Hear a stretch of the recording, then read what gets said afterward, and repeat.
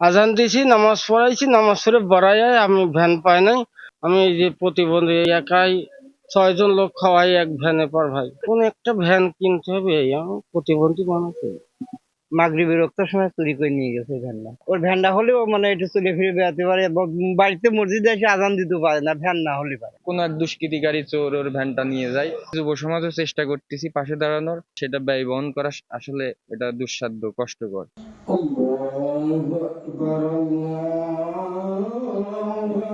3 বছর চাকরি করছি, ভ্যানের কিছু হয় না। গত বৃহস্পতিবারে এখানে ভ্যান ওই অবস্থায় রেখে সঙ্গে সঙ্গে মসজিদে ঢুকে আমি আজান দিছি, নামাজ পড়াইছি, নামাজ পড়ে বাড়াই আমি ভ্যান পাই নাই। সবার সাথে সাথে তল্লাশি চালাইছি, তাও পরও ভ্যান পাই না। ভ্যান চোরে নিয়ে গেছে। আমি এই যে প্রতিবন্ধী এই একাই 6 জন লোক খাওয়াই এক ভ্যানে পর ভাই। মজদুরি করে মাস গেলে 3500 টাকা বেতন।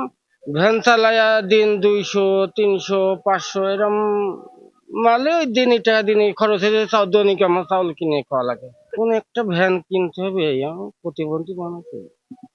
শারীরিক প্রতিবন্ধী, জোরে হাঁটতে পারি না। ওইটা ওই সময় 40,000 টাকা দিয়ে কিনেছিলাম। বর্তমান ভ্যানের বাজেট বাইরে গেছে। ওটা মা হলো নানার বাড়ির জমি বেচে 2 ভাই, আমরা 2 ভাইয়ের 2টা ভ্যান কিনে দিয়েছিলাম। ভাটায় জনগণের ভাত নিয়ে যাই। প্রতিবন্ধী মানুষ বলে আমার কোনো ভাড়া হয় না বলে আমার যে এই ছোট কাজটা জনগণকে বলে করায় ভাটার সর্দার।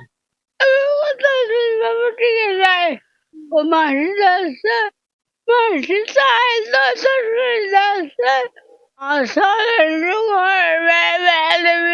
আরিপুল প্রতিবন্ধী, আরিপুলের ভ্যান হারা গেছে। আরিপুলের কোনো কর্ম করতে পারে না। আরিপুল ইয়ের এক পা খোঁড়া। আরিপুল চলতে পারতেছে না। আরিপুল এক ভ্যানের পরে আরিপুলের 5-6টা পেট খায়। আরিপুল ওই মসজিদে আজান দেয়, কিছু পয়সা করে মসজিদ টিফিন দেয়, তাই খায় আর ওই ভ্যান ট্যান চালায়। ওই করে চলেছে কষ্ট মষ্ট করে, তার বেড়া ঘোরা দিতে পারতেছে না।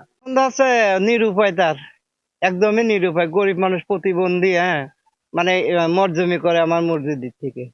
মাগরিবের রক্তের সময় চুরি করে নিয়ে গেছে ভ্যানটা।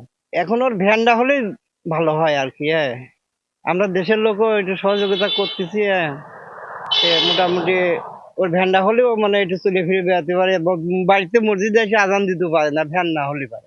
উনি ছেলে হিসাবে খুব ভালো। প্রতিবন্ধী আমাদের এখানে আজ 3-4 বছর রয়েছে। হঠাৎ যে এরকম কাজ হবে আমরা ধারণাও করতে পারি নাই। সমস্যা মানে কি, সমস্যা তো বাড়িতে আসতেই পারে না। ওই দেখলেন না যে একজনের মোটর সাইকেলে আসলো ওর বাড়ির থেকে। ওর একটা ভ্যানের দরকার বাবা আছে। আজানের পরে ইমামতি করার সময় ভ্যানটা যে এইখানেই ছিল, ভ্যানটাও স্বাভাবিকভাবে অন্যান্য দিনে স্বাভাবিকভাবে এখানে তালা না মারেই ও হচ্ছে ভিতরে ইমামতি শুরু করে। তো নামাজ শেষ করার পরে বাইরে এসে দেখে যে ওর ভ্যানটা নাই। কোনো এক দুষ্কৃতিকারী চোর ওর ভ্যানটা নিয়ে যায়। আসলে এখনো অনেক মানবেতর জীবনযাপন করতেছে। ওর ফ্যামিলিতে প্রায় 6 জন সদস্য। ঠিক আছে, ইনকাম করার মতো ওই আছে, তাও নিজে শারীরিক প্রতিবন্ধী। আমাদের মুয়াজ্জিম সাহেব, আমরা সমাজের বিত্তবান এবং প্রশাসনিক কর্মকর্তা, সরকারি কর্মকর্তা যারা আছেন সবার কাছে আমরা দৃষ্টি আকর্ষণ করতেছি, এবং আমরা এলাকাবাসীও আমরা চেষ্টা করতেছি, যুব সমাজও চেষ্টা করতেছি পাশে দাঁড়ানোর। আসলে ভ্যানের যেই মূল্য সেটা আমাদের জন্য সেটা ব্যয় বহন করা আসলে এটা দুঃসাধ্য, কষ্টকর।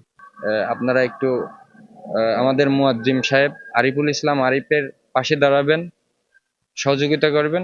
লিখিত যদি তারা আমাদেরকে দেয় তাহলে আমরা ব্যবস্থা নিতে পারি, কিন্তু যেহেতু আপনি জানেন নির্বাচনী তফসিল ঘোষণা হয়ে গেছে, সেক্ষেত্রে তো আমাদের এভাবে অনুদান দেওয়ার সুযোগ নেই বর্তমানে।